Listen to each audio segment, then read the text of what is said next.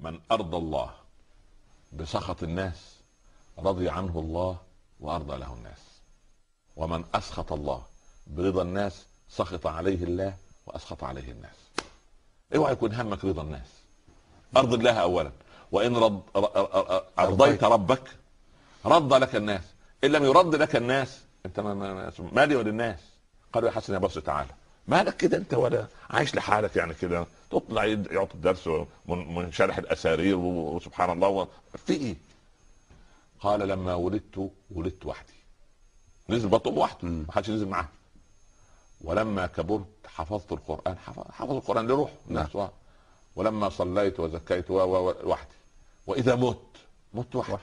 فان ادخلني اهلي قبري ادخلوني وحدي، فان جاءني الملكان فحاسباني وحدي، فإذا وقفت بين يدي الله وقفت وحدي، وإن دخلت النار دخلت وحدي، وإن دخلت الجنة دخلت وحدي. فمالي وللناس؟